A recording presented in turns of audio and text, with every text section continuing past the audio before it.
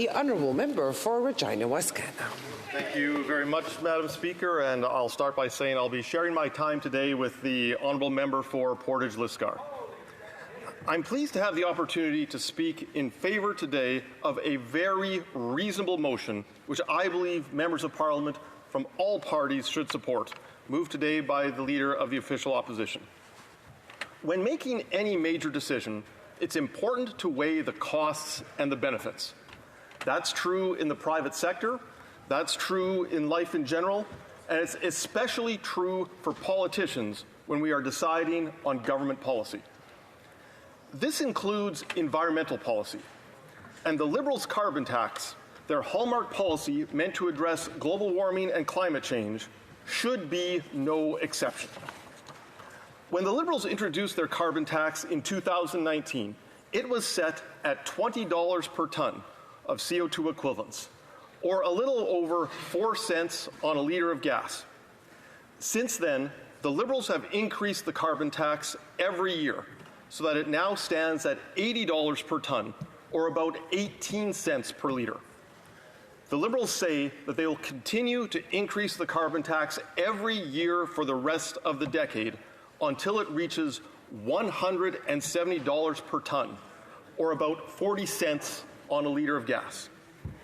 Or, to look at it another way, if the gas tank of a typical car holds about 50 litres of gas, that means that in 2030, the average Canadian will pay an extra $20 on a tank of gas each and every time he or she fills up the car at the gas station. But the carbon tax applies to so much more than just filling up one's tank with gas. It applies to home heating. It applies to heating of commercial businesses. It applies to heating of schools and hospitals and municipal buildings. It applies to farmers who have to heat their barns and dry their grain, which is why the Conservatives have been advocating for the passage of Bill C-234 to exempt farmers' grain drying and barn heating from the carbon tax so that these costs are not passed on to consumers. In fact, last winter, Environment and Climate Change Canada was even going so far as to contact pizzeria and bagel shop owners about their wood-burning ovens to see if they should be subject to the carbon tax. Now, fortunately, they did not go through with this measure, but it shows just how wide-ranging and sweeping the Liberals' carbon tax has been on every aspect of Canadians' lives. So it seemed perfectly reasonable when last April, the Parliamentary Budget Officer requested from Environment and Climate Change Canada their internal analysis of the economic impacts of the carbon tax. But when Environment and Climate Change Canada responded last month, there was one sentence in the reply letter that was very troubling. It read, quote, "The data the department is providing contains unpublished information. As such, I request you to ensure that this information is used for your office's internal purposes only and is not published or further distributed," unquote. Madam Speaker, I see no good reason for the government's analysis of the economic impacts of the carbon tax to be withheld from members of Parliament or from Canadians at large. If we, as elected officials, are responsible for making the best decisions possible for Canadians, if we are responsible for weighing the costs and the benefits of this policy, then it makes no sense for the costing analysis to be withheld.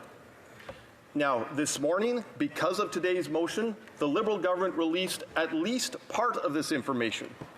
We now know, according to the government, that the carbon tax is costing the Canadian economy $20 billion per year, or roughly $1,200 per household. I have to say that it is extremely frustrating that a government that once claimed to be transparent by default is still playing these games and blocking access to important information. Now that I've outlined some of the costs of the carbon tax, I think that it's fair for Canadians to ask, what are the benefits? The stated objective of the carbon tax is to prevent global warming and climate change. And so the question has to be asked, by how many degrees Celsius has global warming decreased as a result of Canada's carbon tax? That question is fundamental to this whole issue. By how many degrees Celsius has global warming decreased as a result of Canada's carbon tax? Is it half a degree Celsius? Is it 0.1 degrees Celsius? Is it 0.01 degrees Celsius? Canadians deserve to know, what are we getting for that extra $20 on a tank of gas?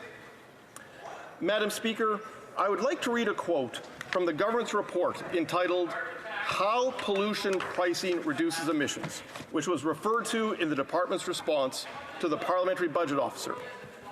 The first line of the report reads, quote, "Every day we see the increasing impacts of climate change and their cost Canadians more and more," unquote. Oh. Good luck. Okay. Thank you, Madam Speaker. Oh. Member for Timmins James Bay on a point of order. Yes, Madam Speaker, I'd sincerely like to apologize. I was just so gobsmacked by the idiots. The apology is accepted, and yeah, wait, we have no point of order. The honourable member for Dauphin, Swan River, Nipawak. That's all right. I wonder what he was apologizing for. Was it such an insulting my colleague or not? Honourable member apologized, and I accepted the apology. We're done.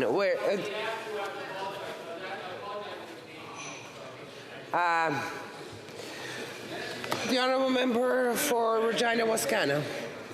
Thank you, Madam Speaker. I know it can be a challenge of being in the chair sometimes.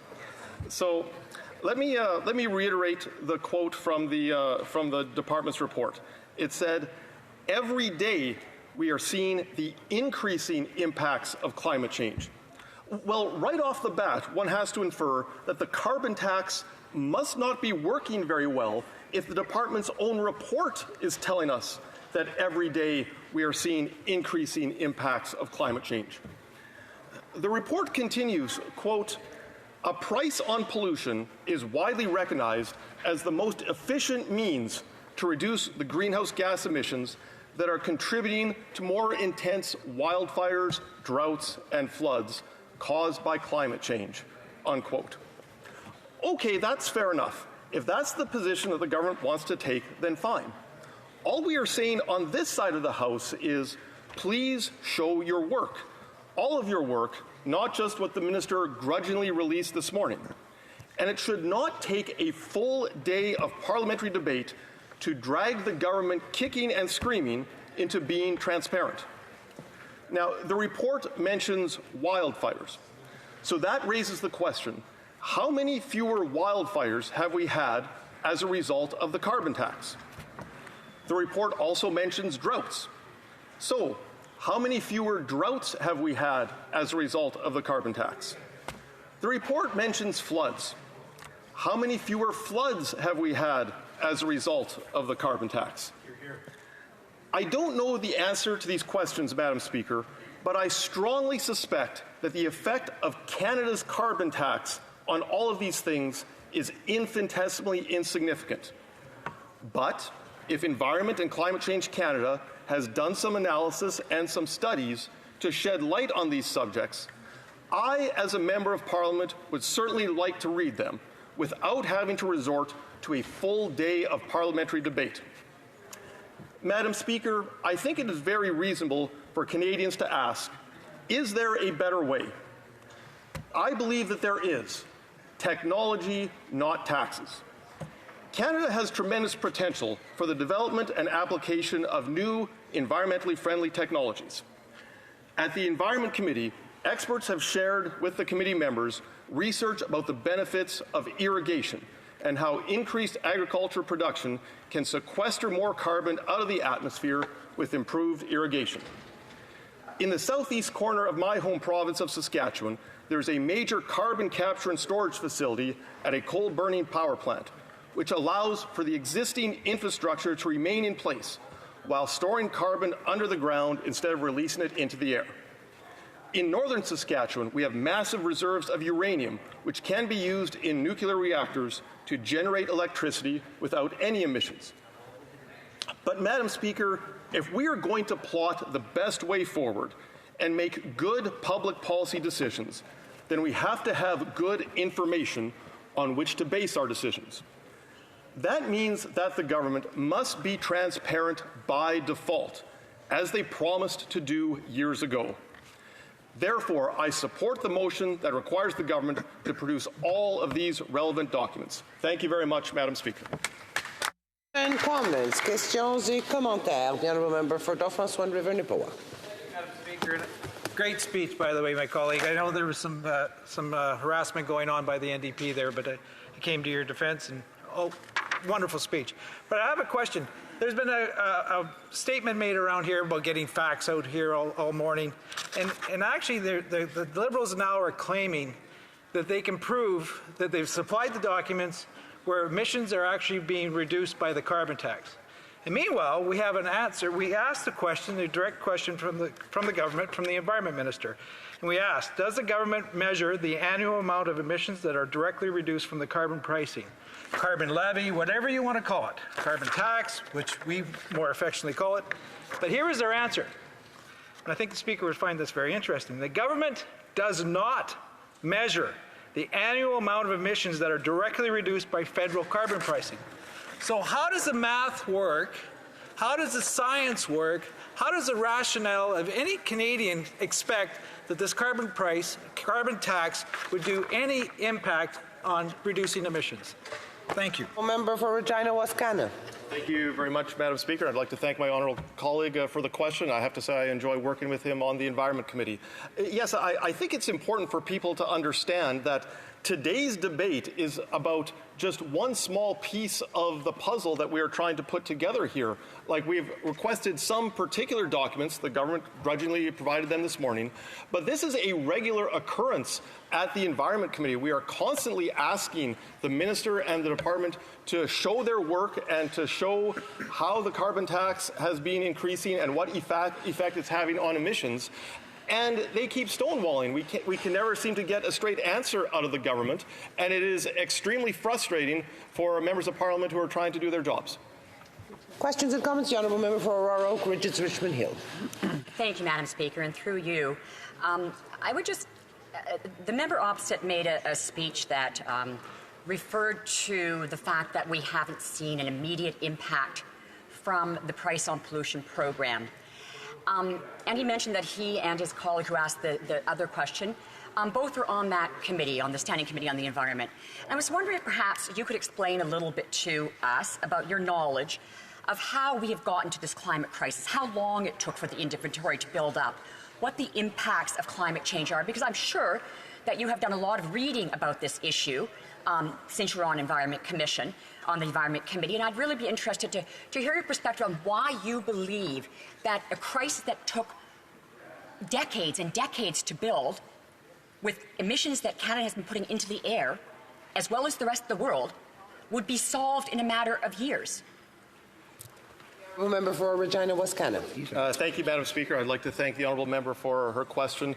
I never said that I believe that the carbon tax would solve this problem in a matter of years. It seems that that argument has been very strongly implied by the Liberals on the other side of the House. What Conservatives have been saying for years is that, man-made CO2 emissions have been happening for a couple of centuries now. This is a very long-term problem which should be solved with long-term solutions, in particular, the development and application of new technologies. But what the Liberals have been doing over the last few years is increasing the carbon tax year after year after year after year. And I think it's very reasonable for Canadians to ask, what are we getting for all of this pain and suffering? Thank you, Madam Speaker. Absolutely. Questions and comments? The honourable member for Vancouver East. Much, Madam Speaker. Well, the Conservatives say that they want to support Canadians on the question around affordability for oil and gas. But yet the Conservatives voted against the NDP's motion to take the GST off of home heating. Why? Member for Regina Wascana. Thank you very much, Madam Speaker. I can't recall the particulars of that particular motion, but I think it's safe to say that Conservatives are in favour of making life more affordable for Canadians. That includes reducing and eliminating the carbon tax and not jacking up the capital gains tax as the government announced earlier this week. Thank you, Madam Speaker.